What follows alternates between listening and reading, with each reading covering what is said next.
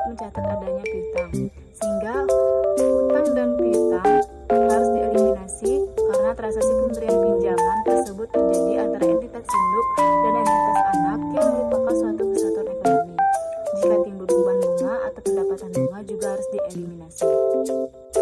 Selanjutnya yaitu tentang transaksi pembelian obligasi langsung dari afiliasi entitas. Entitas induk dan entitas anak dapat terlibat dalam transaksi jual beli obligasi secara langsung atau tidak langsung melalui pihak non-afiliasi dari perusahaan induk ke perusahaan anak. Selain itu, entitas induk juga dapat membeli obligasi entitas anak secara tidak langsung, yaitu melalui pihak non-afiliasi seperti gambar di bawah ini. Baiklah, selanjutnya saya akan melanjutkan tentang transaksi pembelian obligasi langsung dari afiliasi entitas. Pembelian pada harga par berarti pembelian aset keuangan pada nilai nominalnya. Dalam perdagangan obligasi, saham preferen atau surat utang lainnya, aset keuangan dapat diperdagangkan pada nilai par, di bawah par atau di atas par. Obligasi diperdagangkan di bawah par ketika suku bunga naik, peringkat kredit penerbitan turun, pasokan obligasi jauh melebihi permintaan. Pembelian tidak pada harga par atau kupon obligasi berbeda dengan tingkat bunga pasar. Ketika kupon obligasi lebih rendah dibandingkan dengan tingkat bunga pasar, maka obligasi diterbitkan pada nilai diskon. Ketika pada saat kupon obligasi lebih tinggi dibandingkan tingkat bunga pasar, maka terdapat premium atas penerbitan obligasi tersebut. Pembelian obligasi langsung bukan pada nilai par. Jurnal eliminasi menghapus akun investasi pada obligasi, utang obligasi, dan premium atau obligasi diamortisasi yang belum diamortisasi.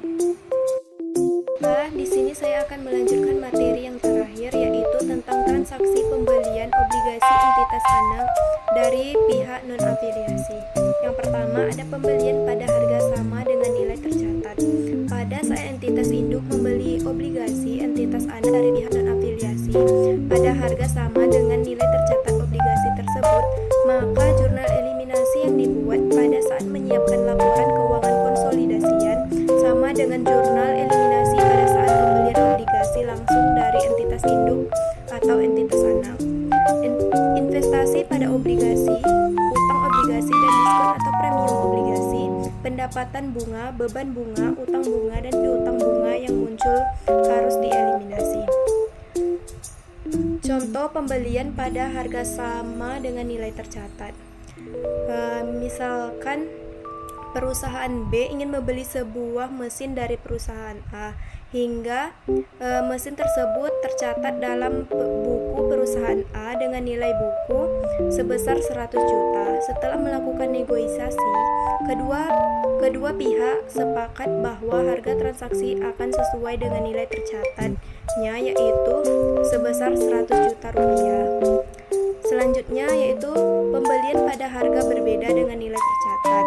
Entitas induk dapat membeli obligasi entitas anak dari pihak non-afiliasi pada harga yang berbeda dengan nilai tercatat obligasi tersebut, sehingga akan muncul keuntungan atau kerugian dari penarikan obligasi. Jika entitas induk membeli obligasi entitas anak pada harga yang lebih rendah dibandingkan dengan nilai tercatat obligasi, maka akan muncul keuntungan penarikan obligasi. Sebaliknya, ketika entitas induk membeli pada harga yang lebih tinggi dibandingkan nilai tercatatnya, maka pendapatan kerugian penarikan obligasi. Contohnya yaitu perusahaan B ingin membeli sebuah gedung dari perusahaan A. Gedung tersebut tercatat dalam buku perusahaan A dengan nilai tercatat sebesar 200 juta rupiah. Namun setelah menilai kondisi gedung dan prospek lokasinya, perusahaan B setuju membeli gedung tersebut dengan seharga 300 juta rupiah. Sekian presentasi dari kelompok kami akhiri. Wassalamualaikum